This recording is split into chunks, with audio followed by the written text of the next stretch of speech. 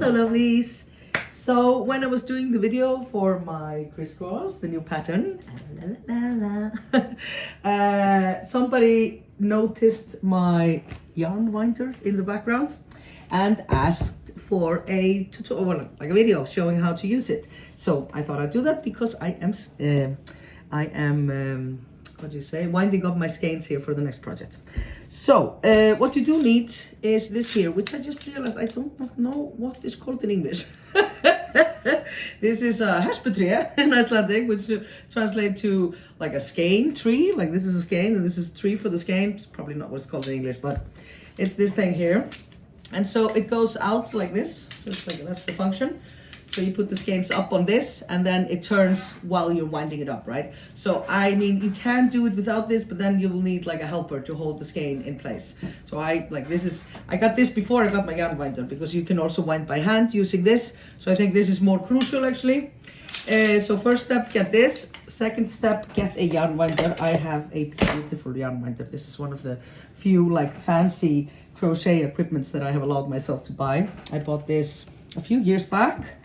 And it's from Ashford. I think it's from Australia or New Zealand, because I saw them at the Wool and Sheep show in Australia last summer. But yeah, this is a really fancy one and beautiful. It was quite pricey actually, but oh my god, worth every penny. This is not like a product replacement thing. It's just the one I own. And I'm so happy that I splurged on this on me. But you know, let's be like, that was like 25 years into crocheting and doing it professionally. So, I mean, I don't think everybody can maybe buy this one. You can get some way cheaper ones that are by hand, and I had one before, because this one is electrical. I had one electrical before that was quite cheap, but it made so much sound when it was just no fun. So this one I can truly recommend it, but it is very pricey. At least for me it was. And but I mean, I just, every time I use it, I'm just like very happy with yesterday me that bought it. So that I can recommend this one, but you can get cheaper ones. So I'm gonna set it up here. And then try to set up the camera so that, okay, maybe I can just do it like this. So what you, oh yeah, now you can see all the mess in my house. Well, you know, there's that. But I need to actually open the what you call it, you need to have a place on a table where you can fasten this, obviously. So I need to open my drawer here to put it in.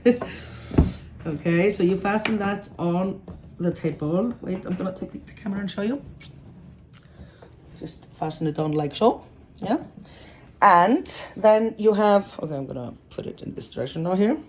And then, so you have this here, and then you have to have your yarn winder here to the right. And so this here piece, the little, this is not iron, what is this?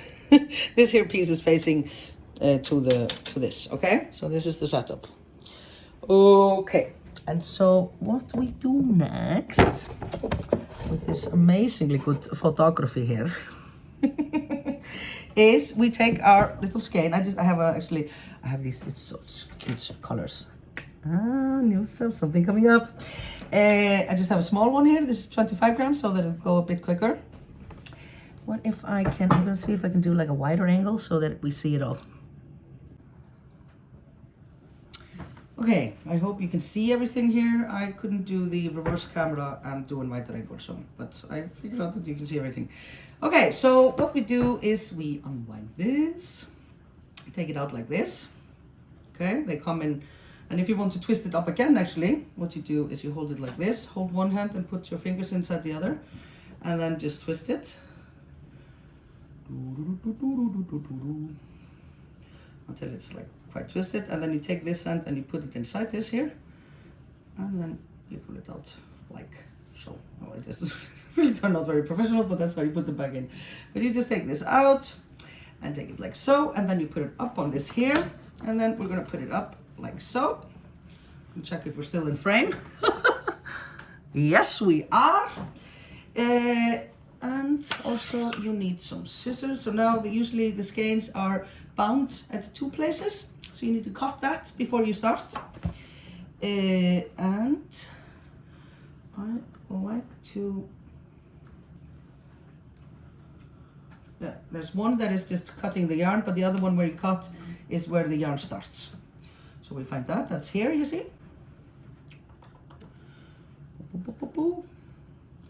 And I like to cut it in a way that I can use the little knot there to start with that end.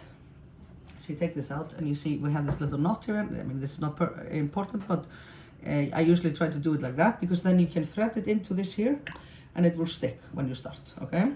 So once you have unraveled this and taken out the 2 spots that are tying it together, then you thread your yarn into this little yarn, no, this thingy here, and then you thread it into the little slot that you have here on the top of, and that's why it's nice to have the little knot here to hold it. If not, then you can just try and do it double or triple and see if it like sticks, but otherwise sometimes you have to hold it there so it won't get out. So it's very convenient to use the knot that way. Okay, and then since it is electrical, I just step on my little thing here, and I always think it's best to, when you're starting, to hold on to the yarn a bit. Why is it so close to here? I'm gonna move it just a bit over here. Best to find a spot in your house where you can do this. I always do this here, even though I need to have the drawer open, but that's okay. Okay, and so now when we're starting, everything is ready. I need to turn on, no, it's on. Okay, and then I just step on my little pedal and I'm gonna hold this yarn at the beginning just to make sure that everything's going right, okay? So then I start, and as you can see, it's just, and now it's just automatic, no hands. But this is very luxurious setup, and I cannot stress it enough. There had been many years that it was not so luxurious for me, but I did actually get this quite early on because this is important, the tree thing, because you can always use this and just do it by hand, but if you have the skein and you don't have this, but you only have the winder, then it's way more difficult. I would say always start with this and then get the winder. And again, you can get the one with the hand winder, but I mean, if you can, I definitely recommend this one. I feel like always like I don't have a fancy car and I'm not interested in that. This is my Rolls Royce. Okay, and just on we go. Let me see if I can change the angle a bit there. Whoop-a. You see? And this is my foot here on the, it's just like a little thing that you, like a pedal. And since this was just 25 skeins, this is almost over. Like once you're almost finished, I think it's nice to put your hand in there and hold the yarn just so nothing, sometimes something does get tangled and then you just have to stop and untangle it, but this one seems to be going off without the hitch. Whoopa! Look! And now, and then you can just put this down. Whoop! And now the next step is, okay, I'm gonna stop and start again. Okay, so it's ready here. And now what we do is oh no, I have to put it a bit down so you can see better. Okay, and now we just pop it up. Just take it like so. It's good to take this yarn here out first and hold it. This is the middle part where you will be working from. And it just pops up like this. I'll just put the excess yarn here from the top inside here at the top. And then I take a few rounds back here, trying to be all in the frame, not just my double chin. Okay, take a few rounds off here, and then I will go around so, like so, and put my finger in between, a bit tightly, just to secure the end on the outer side.